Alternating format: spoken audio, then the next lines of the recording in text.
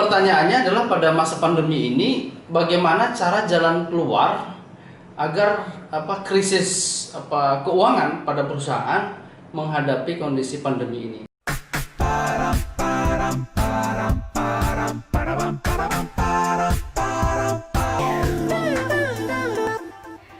Pada video kali ini saya akan membahas terkait bisnis dan masa istilahnya wabah corona.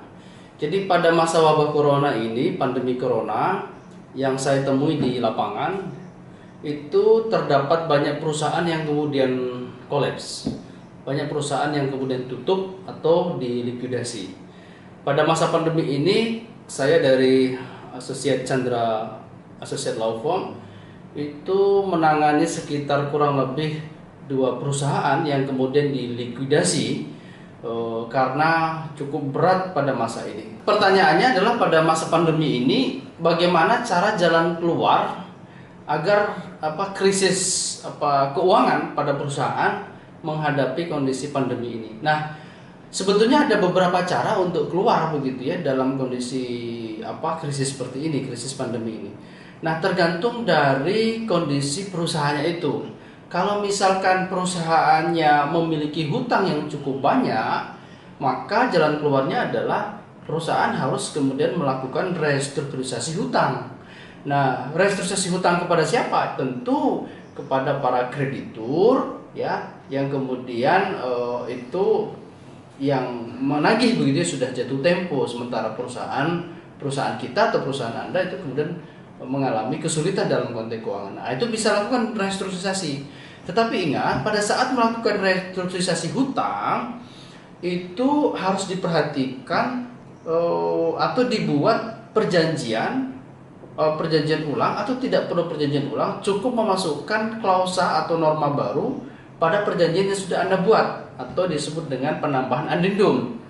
Nah, apa itu yang perlu diperhatikan di klausa penambahan itu, di addendum itu adalah klausa apabila masa krisis ini dinyatakan pergi atau dinyatakan sudah hilang krisis pandemi ini, nah kapan Anda harus membayar? Apakah Anda pada saat dinyatakan setelah krisis pandemi ini hilang, apakah Anda harus membayar sekaligus bulan-bulan jumlah hutang, cicilan hutang yang sebelumnya belum dibayar? Misalkan hutang yang belum dibayar 3 bulan nih. Kemudian bulan keempat pandemi ini hilang. Nah, pertanyaannya, apakah pada saat bulan keempat perusahaan Anda itu harus membayar langsung 3 bulan itu, atau Anda harus memulai pembayaran baru di bulan keempat itu?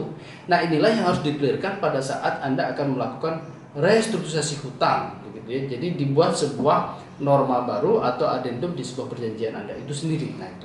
Nah itu yang dapat dilakukan yang pertama. Yang kedua, Anda juga dapat melakukan apabila nih krediturnya cukup banyak, lebih dari 2. Hutang Anda juga cukup besar misalkan di perusahaan itu, maka ketika Anda mengajukan restrukturisasi hutang itu tidak menemui jalan keluar gitu ya, Anda dapat melakukan PKPU, yaitu penundaan kewajiban pembayaran hutang melalui pengadilan niaga. Nah, nanti pengadilan niaga pengadilan inilah yang kemudian akan memanggil para pihak-pihak yang dimana Anda membutuhkan istilahnya pembayaran hutang itu bisa dipanjangkan waktunya atau jumlah pembayaran itu sendiri dapat disesuaikan. Nah, itu di solusi yang kedua itu. Nah, yang ketiga, apabila perusahaan Anda betul-betul sangat sulit sekali misalkan untuk melanjutkan lagi ya, melanjutkan bisnisnya sudah sangat sulit, kemudian melakukan restrukturisasi hutang juga tidak tahu apakah nanti bisa membayar hutang itu atau tidak, maka Anda dapat melakukan likuidasi perusahaan Anda, likuidasi perusahaan yang kemudian atau bisnis yang Anda jalankan. Nah, dalam konteks ini kebetulan kami sampai saat ini, sampai detik video ini dikeluarkan, kami sedang menangani likuidasi perusahaan, terutama dalam hal ini adalah hotel, karena hotel cukup terdampak betul ya daripada masa krisis wabah corona ini.